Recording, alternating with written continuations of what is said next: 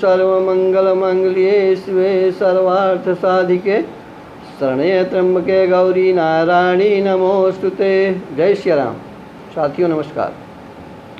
साथियों, आज मैं आपको काल सर्प योग के विषय में कुछ महत्वपूर्ण बातें बताने जा रहा हूँ। इसके अंतर्गत मैं बताऊँगा काल सर्प योग क्या होता है, उसके लक्षण क्या होते हैं, काल सर्प योग से ग्रसित व्यक्ति के लक्षण क्या होते हैं और उनके निवारण के उपाय भी बताऊँगा।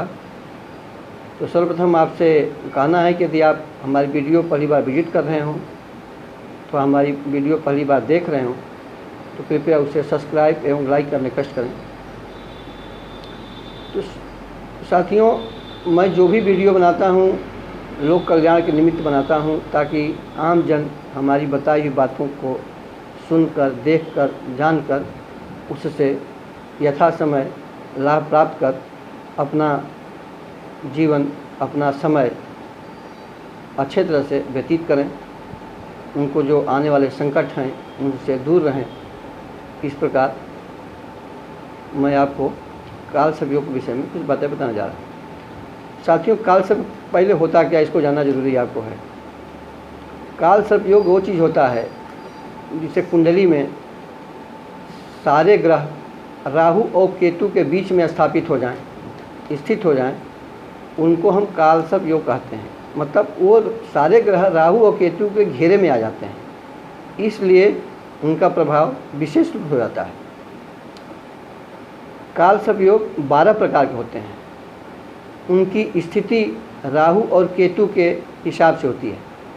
जैसे प्रथम भाव में केतु हो गया अथवा राहु हो गया, 7वें भाव में केतु अथवा राहु हो गया। इस प्रकार सारे ग्रह 7 भाव के अंदर आ गए। दूसरा उदाहरण, समस्त ग्रह एक चौथे में राहु हो अथवा केतु हो, 10वें में राहु अथवा केतु हो, उसके मध्य में सारे ग्रह आ जाएं, उन्हें हम काल सर्प योग कहते हैं।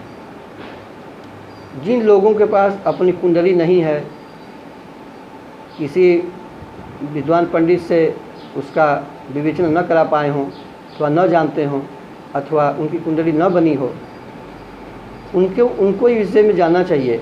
यदि आप पति पत्नी हैं, विवाहित हैं, तो आप में पति पत्नी में विचारों में भिन्नता हो, मतैक्यता न हो, आपस में किसी बात पर अक्सर विवाद होता हो, अथवा आप नौकरी पेशा में हों, आप उन्नति में अनावश्यक बाधाएं उत्पन्न होती हों, पदोन्नति होते तो रुक जाती हो, अथवा जिसे आप बीमार पड़ जाते हों, इन सब चीज़ों में भी काल सर्प योग की प्रधानता होती है।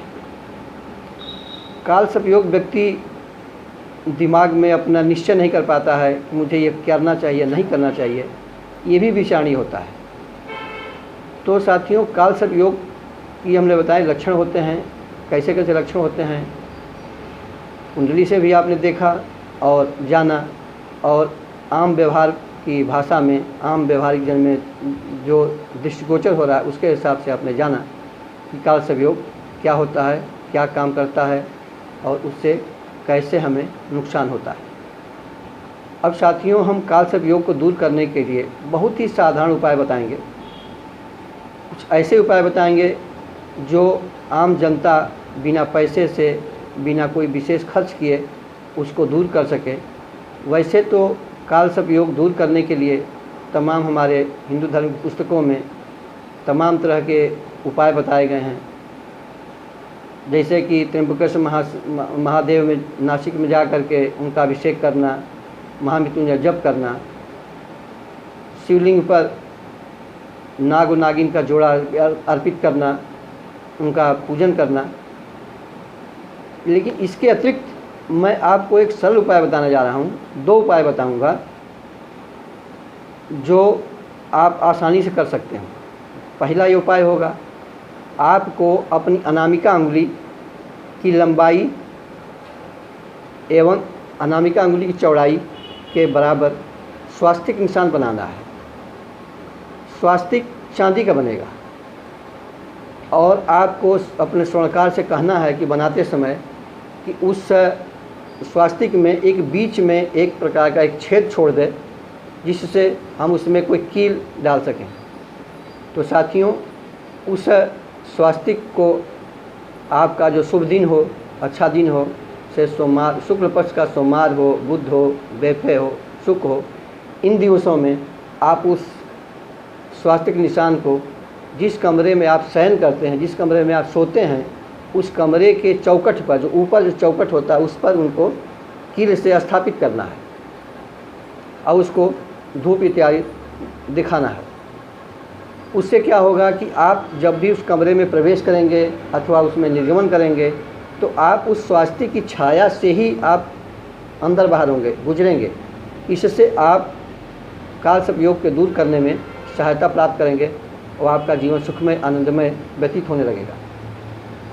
दूसरा उपाय, जो लोग इस उपाय को न कर सकें उनके लिए है कि आप बाज़ार से, आप देखते होंगे कि मोर जब नाचते हैं तो उनके पंख बिखर जाते हैं।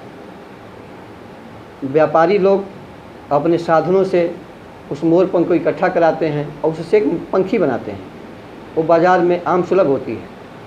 तो साथियों, उस मोर पंखी को आपको क्रय कर घर में ले आना है और उसी तरह कोई शुभ दिन हो आपका, उस मोरपंखी को अपने बेडरूम में शयन कक्ष में रखना है और रात को सोते समय आप अपने हाथ से पैरों से लेकर के और सर तक एक बार उस पंख को घुमाना है, पैरों से लेकर सर तक।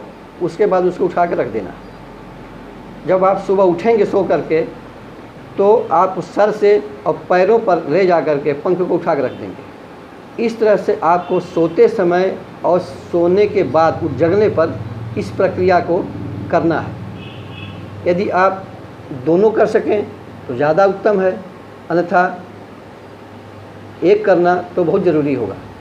इससे आप देखेंगे कि इस प्रयोग करने के बाद आपकी जो परेशानियां हैं, आपकी जो समस्याएं हैं, वो दिनों दिन शनै शनै दूर होने लगेंगी।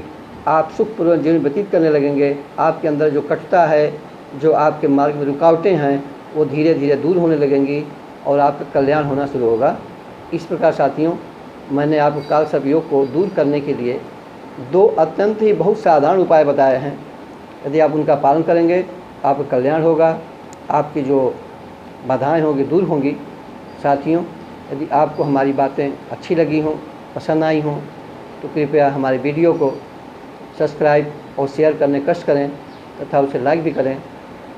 यदि आप चाहते हो कि हमारी वीडियो आपको ससमय प्राप्त हो, आप हमारे जो भी ज्ञान है उसका लाभ उठा सकें, तो बगल में बेल आइकन घंटी को प्रेस करने कष्ट करें, जिससे हमारी बनाई हुई वीडियो आपको समय पर प्राप्त हो सके और आप हमारे जो भी ज्ञान है उसका लाभ उठा सकें। नमस्कार, जय सिया राम।